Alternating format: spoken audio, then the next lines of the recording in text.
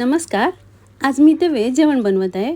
त्यासाठी इथे मुळ्याचा पाला स्वच्छ साफ करून धुवून घेतला आहे आणि मुळा किसून घेतल्या आणि बारीक चिरून घेतलेल्या मुळ्याला मीठ लावून हाताने चुरून 10-15 मिनिटांसाठी बाजूला ठेवलेलं.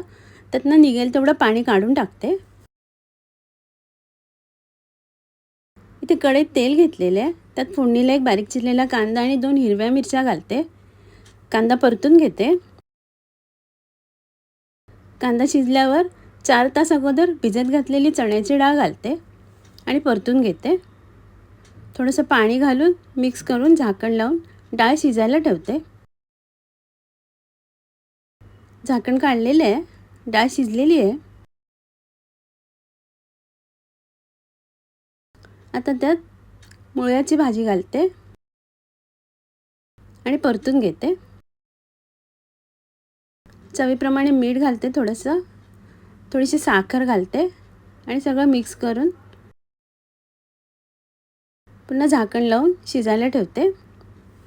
3-4 मिनिटांनी झाकण काढून भाजी मिक्स करून घेते. एक छोटा चमचा खोबरेल तेल आणि ओलं खोबरं घालते आणि मिक्स करून घेते आणि पुन्हा झाकण लावून 2 मिनिटं वाफ काढून घेते. झाकण काढलेले आहे. मुळ्याची भाजी तयार आहे. इथे तांदळाच्या शेवया घेतलेल्या आहेत. काढून बारीक कापून घेते. इथे पाणी ठेवलेलं आहे उकळायला. त्यात किंचित मीठ घालते आणि शेवया घालते पाण्यात. 4-5 मिनिटं उकळत्या पाण्यात शेवया शिजायला ठेवते.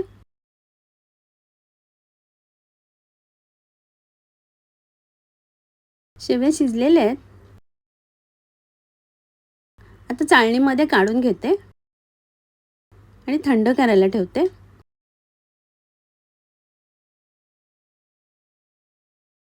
हापूस आंब्याचा रस काढून घेते.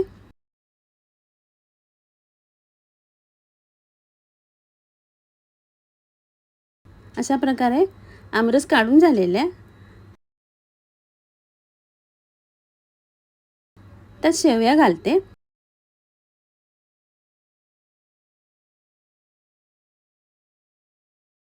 आंब्याच्या रसातल्या शेवया तयार आहेत. ते शेवग्याच्या शेंगा घेतलेल्या आहेत धुवून. ते साफ करून कापून घेतल्या. इथे थोडेसे मोठे कापून घेतलेले आहेत आणि बारीक कापून घेतले. तर पाण्यात मीठ घालून शिजायला ठेवते.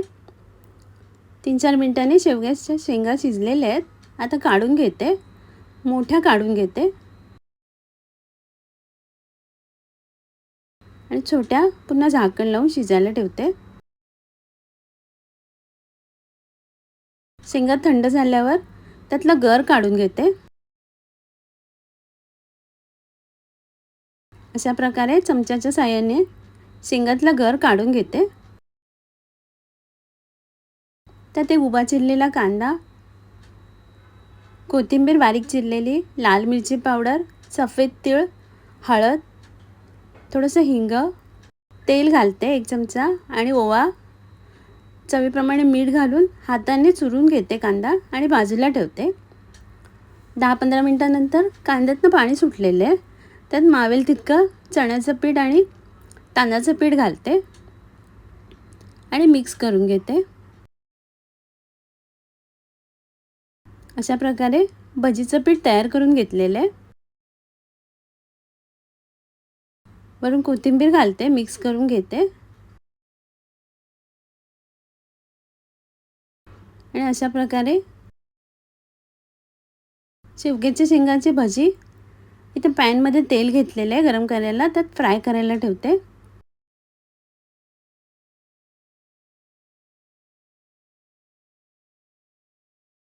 एका बाजूने शिजल्यावर दुसऱ्या बाजूने परतून घेते. अशा प्रकारे 2-3 वेळा परतून भजी फ्राय करून घेते.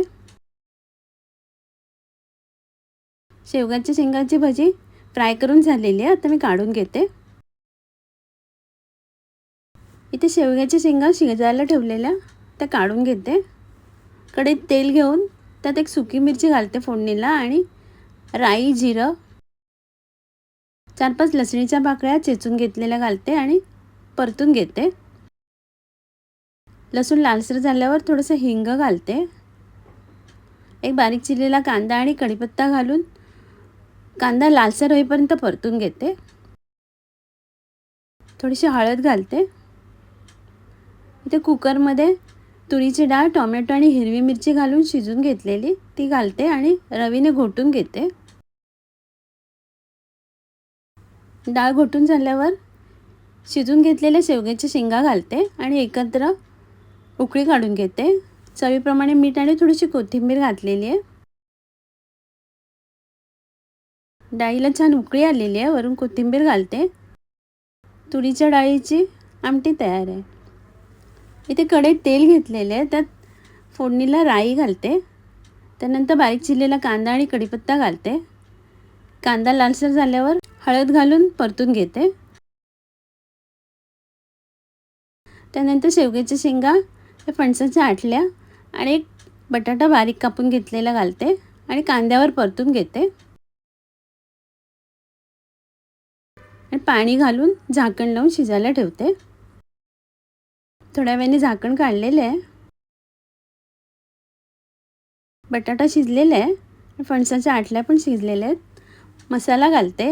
ओलं खोबरं, अर्धा टोमॅटो घालते बारीक कापून घेतलेला आणि परतून घेते.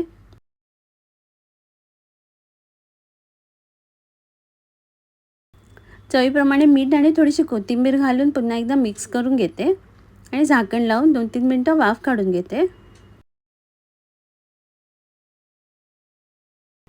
झाकण काढलेलं आहे. टोमॅटो शिजलेलं आहे. शेवग्याच्या शेंगाचे फणसाचे आटले घालून भाजी तयार आहे. आता मी सर्व करते. आजचा व्हिडिओ पाहिल्याबद्दल खूप खूप धन्यवाद.